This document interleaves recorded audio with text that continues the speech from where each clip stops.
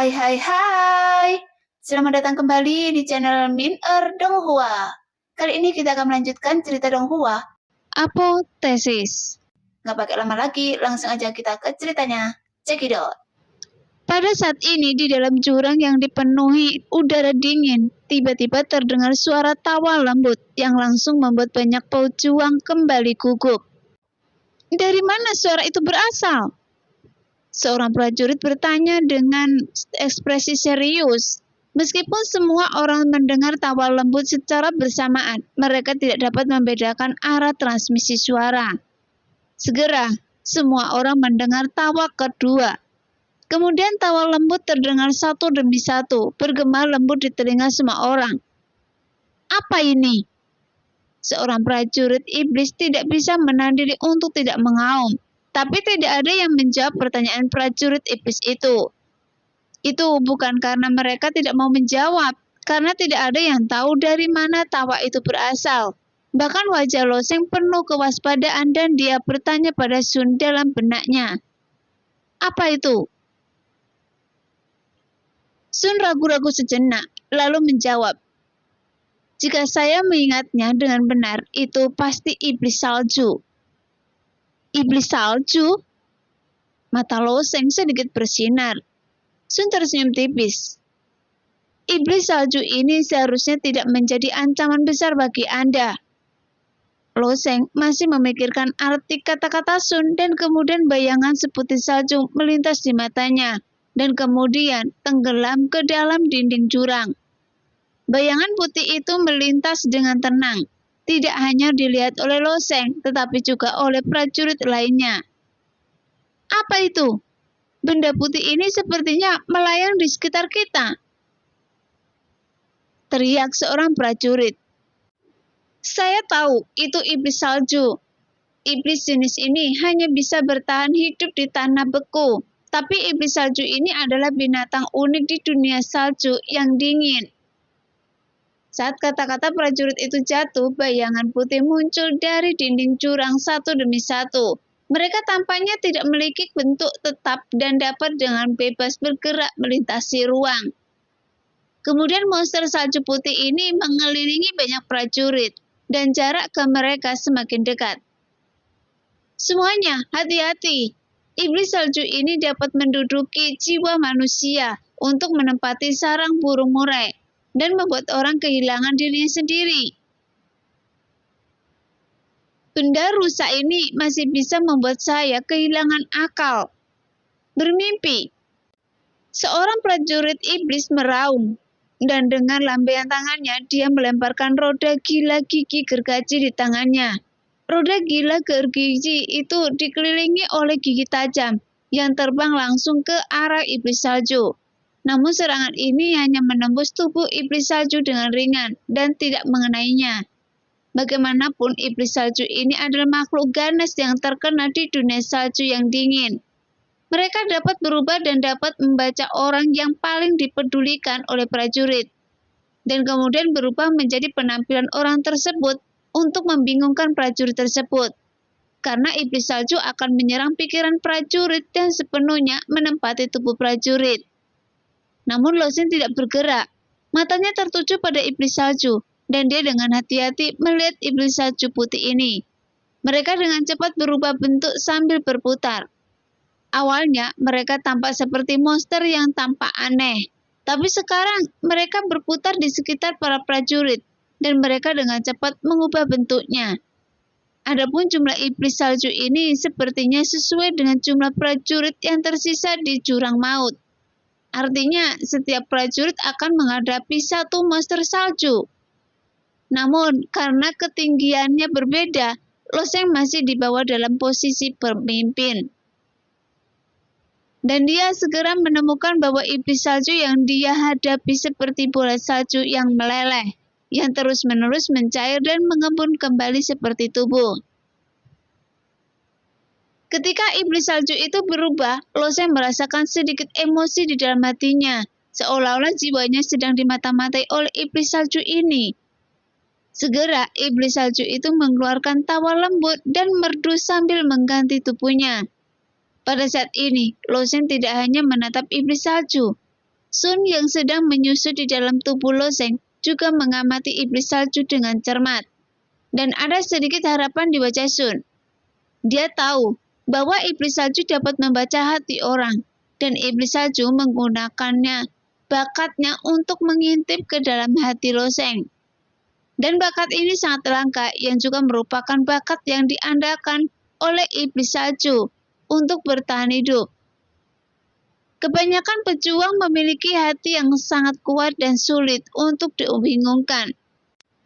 Hanya setelah Anda memahami pikiran pihak lain, Anda dapat mengubah bentuk mangsa Anda menjadi bentuk yang seharusnya.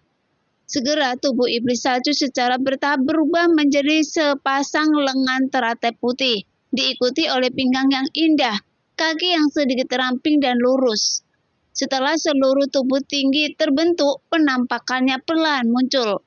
Ketika Sun melihat penampilan iblis salju, ekspresi kekecewaan muncul di wajah Sun. Jelas sekali perubahan penampilan iblis salju. Itu bukanlah dirinya. Loyan.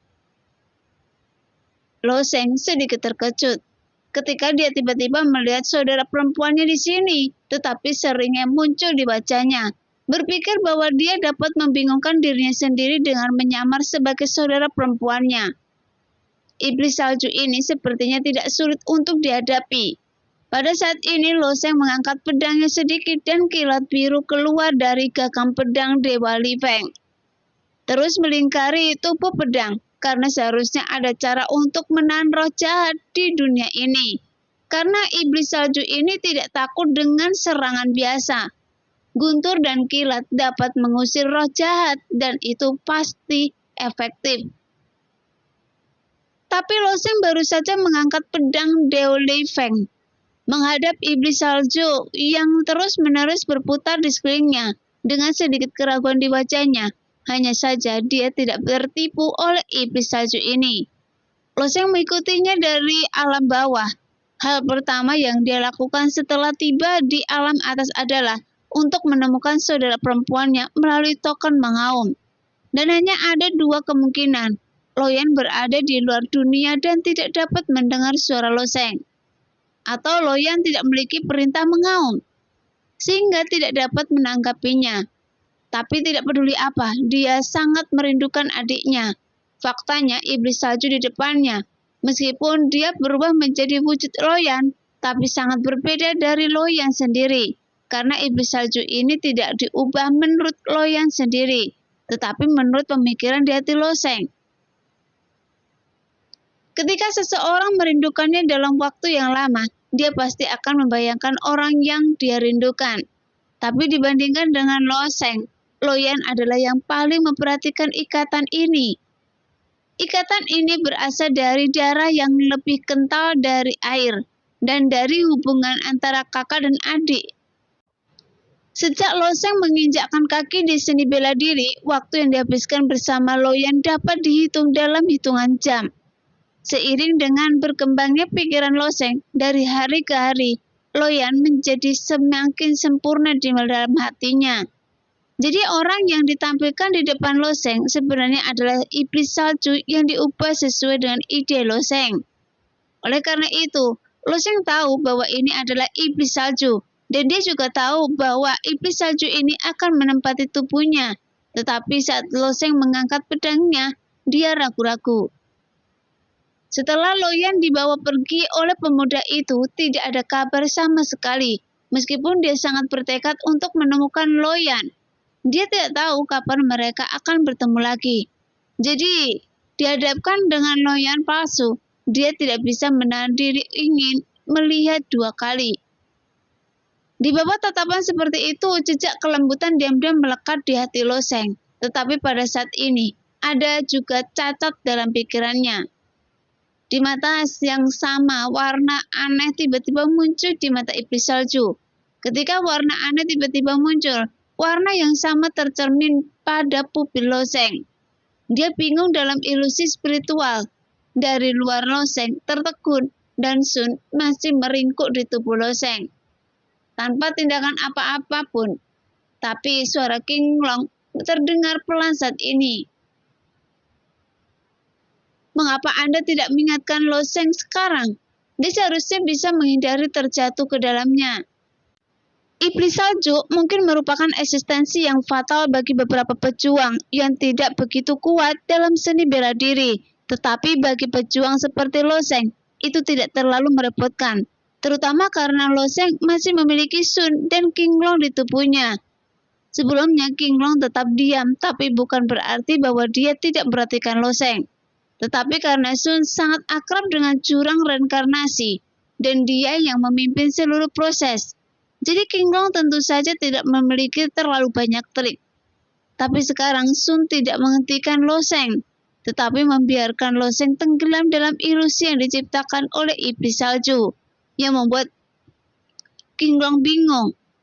Siapa yang tahu bahwa Sun tersenyum tipis dan menjawab, itu adalah pilihan Loseng sendiri, karena dia merindukan saudara perempuannya. Biarkan dia tetap dalam ilusi untuk sementara waktu. Saya yakin dia bisa membebaskan diri. Mendengar jawaban Sun, mata naga Qinglong yang mekar dengan kekuatan tak terbatas mau tidak mau muncul. Meskipun persimpangan antara klan naga sejati dan klan Yoye tidaklah dalam, namun Qinglong telah berinteraksi dengan Sun di tubuh Loseng begitu lama, dan dia dapat dianggap memiliki pemahaman tentang karakternya. Meskipun umur Sun sebenarnya adalah 100.000 tahun, dia masih seperti anak kecil di depan Qinglong. Jelas Sun tidak puas dengan kemunculan Loyan dari iblis salju, tetapi tidak nyaman bagi Qinglong untuk mengungkapkannya. Sejak dia naik tahta, Sun ini telah menjadi simbol pembunuhan klan Yoye. Mengontrol hati pembunuh seluruh klan Yoye adalah pedang terkuat melawan orang asing. Sedangkan untuk wanita bernama Yo, justru sebaliknya. Yo memiliki sila klan Yoye dan merupakan palu hukuman di klan Yoye mereka yang ditunjukkan untuk orang-orang dari dalam klan. Begitu Sun menduduki posisi raja, Sun menjadi simbol seluruh klan dan bahkan ternoda oleh sedikit keilahian. Setelah puluhan ribu tahun pembunuhan dan pembaptisan, Sun bukan lagi anggota suku Yoye biasa. Meskipun dia bukan dewa sejati, bahkan bukan dewa surgawi. Di mata klan Yoye, dia adalah eksistensi seperti dewa. Tapi emosi yang ditunjukkan oleh Sun barusan sepertinya memiliki sedikit rasa sayang pada Loseng, dan Qinglong tidak pernah menduganya. Namun, masalah ini tidak ada hubungannya dengan Qinglong. Kuncinya adalah Loseng. Ditangkap oleh iblis salju karena dia memiliki cacat di hatinya, dan dia harus segera menghilangkan cacat ini. Lingkungan itu tidak sengaja diciptakan oleh iblis salju. Hanya saja setelah iblis salju menangkap kekurangan Loseng, hal itu menimbulkan ilusi pada Loseng sendiri. Di bawah langit oranye merah, seluruh keluarga Luo ditutupi dengan cahaya redup. Duduk di atas keluarga Luo, memandangi Kabupaten Chongyan yang damai, dan Loseng memiliki senyuman tenang di wajahnya. Keadaan pikiran Loseng selalu seperti tali yang ketat, tanpa ruang untuk kelegaan atau relaksasi apapun. Penggambaran dalam fantasi ini adalah fantasinya yang paling polos.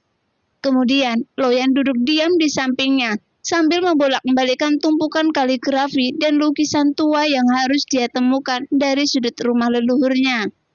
Karena dia sangat penasaran, dia memindahkan kaligrafi dan lukisan tersebut ke atap. Kemudian dia membukanya satu persatu. Bersihkan debunya dan susun ke dalam beberapa kategori. Dia mengaturnya dengan sangat hati-hati.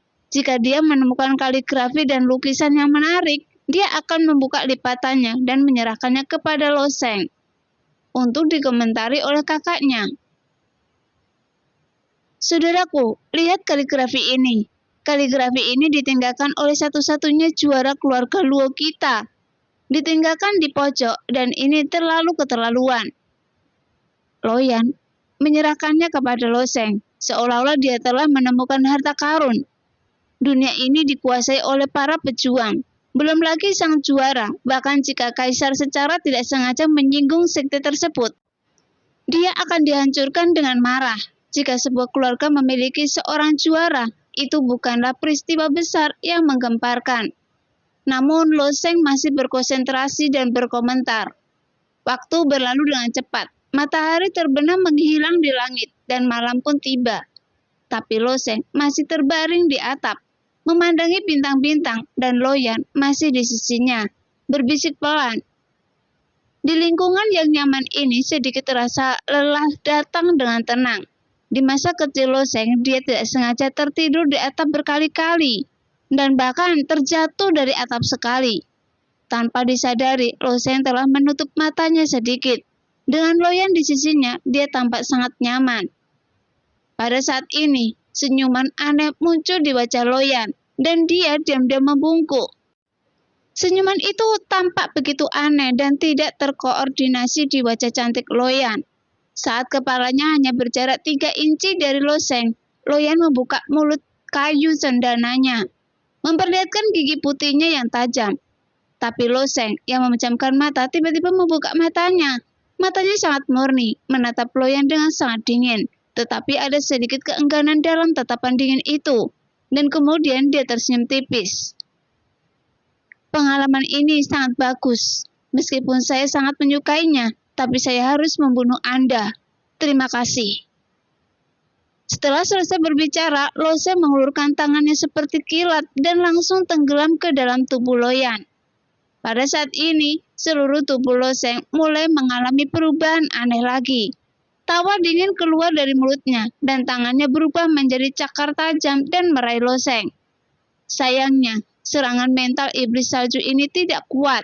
Mereka hanya memanfaatkan kekurangan sifat manusia, dan begitu seseorang membebaskan diri, serangan iblis salju bisa dikatakan rapuh. Dengan sedikit usaha Lo Sheng, iblis salju dalam ilusi itu terpelintir olehnya, sehingga pemandangan di sekitarnya mulai kabur secara bertahap. Kemudian berubah menjadi spiral dan mulai bergerak terus-menerus, seolah-olah tirai sebuah drama tiba-tiba dibuka. Kemudian mata Lo Sheng kembali jernih dan dia telah terbebas dari ilusi. Adapun ilusi salju yang menghadapi Lo Sheng juga berubah menjadi potongan-potongan, menghilang seperti sobekan kertas. Jika Anda ingin membunuh iblis salju, Anda harus menolaknya dari awal atau membunuhnya dalam ilusi. Tapi Lo Sheng memilih yang terakhir, karena dia benar-benar ingin merasakan perasaan bersatu kembali dengan Lo Yan. Meskipun itu hanya sebuah ilusi, hanya saja ilusi ini juga memiliki efek menghibur di hatinya. Melihat pecahan iblis salju yang tersebar, Lo Sheng tidak memiliki banyak kegembiraan, melainkan merasa sedikit kesedihan. Keluar! Suara Sun terdengar samar. Suaranya selalu sangat dingin, tapi kali ini ada sedikit kebencian bercampur di dalamnya. Yah! Lo Sheng tersenyum sedikit, tetapi tidak memperhatikan emosi Sun. Kemudian Lo Sheng berbalik dan melihat prajurit lain di belakangnya. Hampir semua prajurit sepertinya tenggelam dalam ilusi.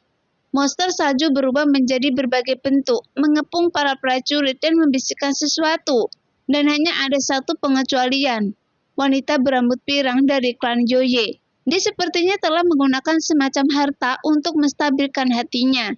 Sehingga iblis salju gagal mengubah penampilannya dan hanya bisa mengelilingi wanita berambut pirang itu. Tapi dia tetap tidak bisa untuk menyerangnya. Ming Shui!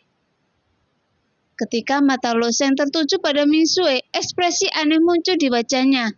Dia melihat Ming Shui meringkuk menjadi bola, memegangi kepalanya dengan satu tangan, tapi ada senyuman di wajahnya. Di sebelah Ming Shui, orang yang diubah oleh iblis salju adalah Lo Sheng sendiri. Hei, Lo Sheng, ini jauh lebih tampan dari Anda. Suara Sun tiba-tiba keluar lagi. Seperti yang dikatakan Sun, ilusi Lo Sheng yang berhadapan dengan Ming Shui 3 poin lebih tinggi dari Lo Sheng sendiri, dan penampilannya jauh lebih tampan. Tapi ini adalah fenomena yang normal. Orang seringkali seperti ini. Jika Anda menyukai seseorang, maka gambaran orang tersebut di hatinya Anda seringkali jauh lebih sempurna daripada diri Anda yang sebenarnya. Namun pikiran orang lain juga akan berbeda, Ketika Lo Sheng tiba, dia tidak menyangka akan memiliki gambaran seperti itu di mata Mingsu, yang membuatnya sedikit malu. Apa yang harus dilakukan sekarang? Bangunkan dia secara langsung atau tunggu sampai dia membebaskan diri? Tanya Lo Sheng kepada Sun. Terlepas dari kenyataan bahwa iblis salju tidak membahayakan Lo Sheng, serangan iblis salju bukanlah masalah kecil. Setelah iblis salju berhasil, hatinya sendiri akan bingung dan seluruh jiwanya akan ditelan oleh salju iblis, yang secara langsung setara dengan kematian. Dan tubuhnya kemudian menjadi tubuh iblis salju. Tunggu sebentar, meskipun iblis salju dapat membingungkan orang, mereka masih memiliki peluang besar untuk membebaskan diri. Bujuk Sun. Jika memungkinkan, biarkan dia membebaskan diri sebanyak mungkin. Pada saat ini, seorang pejuang manusia tidak jauh dari sana tiba-tiba membuka matanya. Saat prajurit itu membuka matanya, senyuman aneh muncul di wajahnya. Kemudian prajurit manusia itu mengeluarkan suara lembut sambil tersenyum. Dia mengeluarkan pedang panjang di tangannya dan melayang menuju Mingsu. Orang ini telah diserang oleh iblis salju. Dia bukan manusia lagi. Bunuh dia, kata Sun. Tak perlu dikatakan lagi, Lo Sheng sudah merasakan bahwa tatapan prajurit manusia jelas bukan tatapan orang normal. Jadi, Lo Sheng mengulurkan tangannya untuk meraih Mingsu dan menariknya dengan lembut ke belakangnya. Kemudian cahaya pedang melintas dari cincin Sumeru miliknya. Pada saat yang sama, 3 bayangan hantu bergerak ke arahnya dari arah yang berbeda. Karena setelah tubuh prajurit itu diambil alih oleh iblis salju, dia menjadi seperti boneka. Meskipun prajurit manusia itu sendiri juga merupakan makhluk di alam dewa, iblis salju yang menempati tubuhnya mungkin tidak dapat mengerahkan 1/10 dari kekuatannya sendiri. Dan perintah Sun sangat menentukan. Jadi Lo Sheng tidak ragu-ragu. Setelah diduduki oleh iblis salju, pria ini tidak bisa lagi disebut manusia.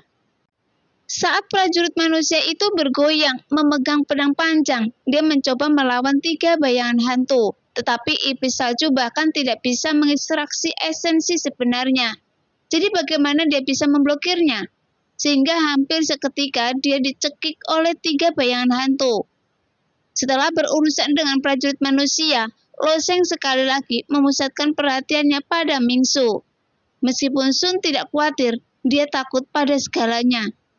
Setelah terkikis oleh iblis salju ini, itu setara dengan kematian. Pada saat dia menoleh, dia melihat semburan udara dingin tiba-tiba di antara jari-jari Mingsu, dan kemudian aliran darah keluar dari ujung jarinya. Pada saat yang sama, tubuhnya tiba-tiba bergetar dan membuka matanya. Bahkan matanya semurni air. Ketika dia melihat Lo Sheng memandang dirinya sendiri dengan prihatin, dia tersenyum padanya, lalu berkata, "Saya baik-baik saja." Wajah Lo Sheng terkejut ketika dia tiba, dan dia melihat luka di jari Mingsu dengan sedikit kebingungan. Ini adalah... Baru saja saya takut akan tertipu oleh iblis salju, jadi saya menggunakan energi sejati saya untuk mendapatkan duri es, dan kemudian memegangnya di tangan saya. Setelah 1 batang rupa, jika saya tidak mencairkan duri es, itu akan meledak. Mingsu tersenyum. Iblis salju awalnya membuat ilusi untuk membenamkan prajurit dalam mimpi indah dan mengambil kesempatan ini untuk melahap jiwa prajurit tersebut untuk menempati tubuhnya. Namun, pengaturan kecil Mingsu dapat menghasilkan keajaiban. Ketika rasa sakit datang, dia dapat mengambil kesempatan ini untuk melarikan diri dari mimpi iblis salju. Sehingga Lo Sheng bahkan tidak bisa tidak mengaguminya. Dan dia menemukan, meskipun kekuatan Mingsu sendiri tidak terlalu kuat, tetapi otaknya sangat berguna, dan dia tahu bagaimana menggunakan beberapa trik kecil untuk peran yang cukup besar. Sejak itu, para pejuang telah bangkit satu demi satu. Meskipun iblis salju sangat kuat, seorang pejuang yang telah mampu bertahan hingga titik ini, jadi tidak akan ketinggalan jauh dalam seni bela diri. Oleh karena itu, sebagian besar prajurit masih terbebas dari ilusi iblis salju, dan hanya segelintir prajurit yang kehilangan diri, dan kemudian dirasuki oleh iblis salju. Ada juga beberapa pejuang yang tidak menjaga postur tubuh dengan benar. Setelah tenggelam dalam ilusi, tubuh mereka melayang ke arah tepian dan langsung membentur paku es di dinding jurang. Bahkan mereka mengalami luka parah di kepala dan mengeluarkan darah. Setelah itu, mereka mengaktifkan pola dewa untuk meninggalkan jurang reinkarnasi. Ini juga relatif sial. Karena berdasarkan pengalaman sebelumnya, seseorang bisa mendapatkan hadiah dengan mengambil satu putaran di jurang reinkarnasi. Dan lingkaran kedua seharusnya sudah berakhir. Benar saja, tidak lama kemudian platform batu yang menonjol muncul lagi di bawah, sehingga para prajurit yang tertinggal terkejut saat melihat platform batu ini. Kemudian setiap orang mencoba yang terbaik untuk bertahan dan jatuh dari jurang. Hanya untuk platform batu ini. Namun dibandingkan dengan platform batu sebelumnya, platform batu ini sedikit berbeda. Sebelum platform batu terbungkus lapisan es tebal, jadi Loseng menyesuaikan arahnya dan mendarat langsung di platform batu. Dengan kekuatan tumbukannya, bahkan lapisan es setebal 10 kaki pun bisa hancur. Namun Loseng hanya mengeluarkan 2 suara tajam saat dia menginjaknya, membungkus es 3 inci di belakang platform batu dan jejak kaki muncul. Jelas sekali bahwa Dewa Surgawi kuno telah secara khusus menanganinya. Segera prajurit lainnya mendarat di platform batu satu demi satu. Namun pada saat ini, sebuah adegan tragis terjadi. Hosan yang mengikuti Aihu sepanjang jalan masuk, karena dia relatif berada di luar menemukan platform batu dan menyesuaikan arahnya, dan jatuh ke arah platform batu di atasnya, bengkok, dan tergelincir langsung dari es. Ini, mata Loseng sedikit memadat. Aihu di sebelah Loseng tersenyum tipis. Hei, saya hanya bisa mendoakan semoga orang ini beruntung. Jelas, dia memiliki kesan buruk terhadap ketujuh Ho bersaudara. Baginya, yang terbaik adalah Ho ini mati, bahkan jika dia mati tidak mati. Ketika dia meninggalkan istana bawah tanah ini, Aihu mungkin tidak akan membiarkan orang ini pergi. Kemudian Hosan langsung memasuki lingkaran ketiga jurang reinkarnasi. Adapun apakah dia bisa bertahan di lingkaran ketiga sendirian atau memilih untuk mengaktifkan pola dewa kembali, itu tergantung pada keputusannya sendiri. Sekarang semua orang berdiri di atas platform batu. Bagaimana mereka bisa memperhatikan orang seperti itu? Mereka semua bergerak menuju gua di belakang platform batu. Bahkan bisa dikatakan mereka berebut untuk menjadi yang pertama. Di gua pertama, Anda bisa mendapatkan harta karun jenius yang luar biasa. Hal-hal di gua kedua secara alami luar biasa. Apa yang ada di gua kedua? Loseng melihat auman para pejuang ini dan tidak bisa menahan diri untuk tidak menggelengkan kepalanya. Harta karun kuno. Jawab Sun singkat. Berbagai harta karun kuno yang ditinggalkan oleh Dewa Langit kuno. Harta karun kuno? Bukankah itu tidak ada gunanya? 100.000 tahun yang lalu, saya hanya masuk jalan-jalan lalu pergi. Jawab Sun. Bahkan jika itu adalah artefak, jika tidak diberi perlindungan khusus, akan sulit untuk menahan erosi waktu. Seiring berjalannya waktu, kekuatan senjata ajaib apapun secara bertahap akan melemah. Sejak Dewa Surgawi kuno membangun jurang reinkarnasi ini, bahkan jika tertinggal harta karun kuno yang turun ini sangat kuat saat itu. Tapi saya khawatir, mereka telah kehilangan keefektivitasannya sekarang. Di gua ini, para prajurit berdiri berbaris, dan di depan semua orang, sebuah gunung harta karun muncul. Pedang, tombak, pisau, palu, busur, kapak. Ada berbagai macam senjata, tapi wajah semua orang menunjukkan rasa sakit.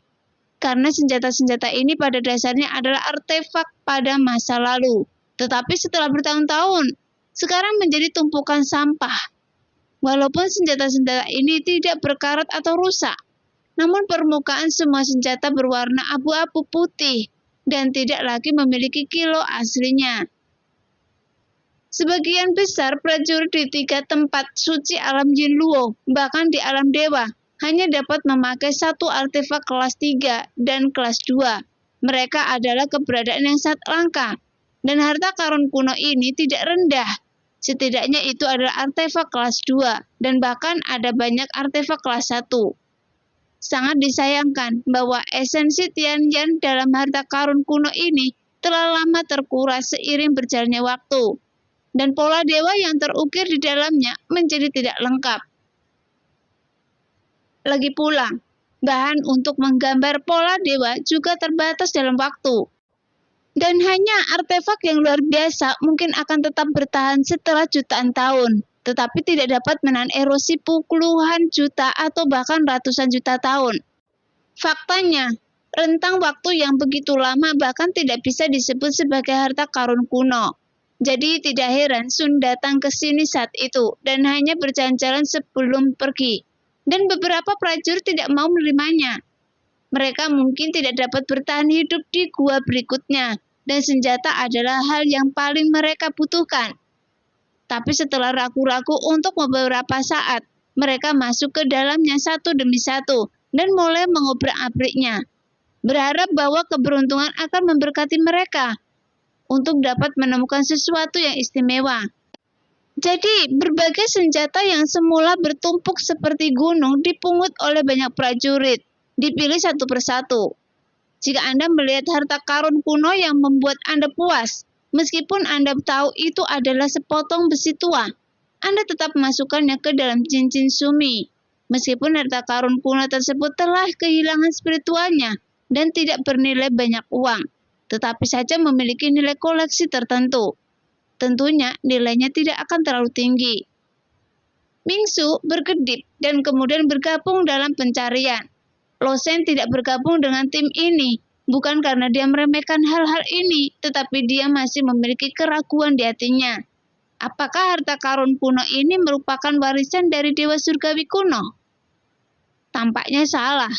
Penguasa surgawi kuno mengatur jurang reinkarnasi dengan sangat hati-hati, kemudian menyebarkan metode dan kunci untuk membuka istana bawah tanah 9 kali di dunia. Dan yang tertinggal, senjata-senjata ini pasti akan menjadi tumpukan sampah setelah ratusan juta tahun. Meskipun dia mengetahui hal ini, Tianxun tetap melakukan ini. Setelah memikirkannya, Lo Sheng selalu merasa pasti ada beberapa masalah. Nah, demikianlah cerita hari ini. Terima kasih yang sudah menonton video Min sampai selesai. Sampai jumpa di video selanjutnya. Bye-bye.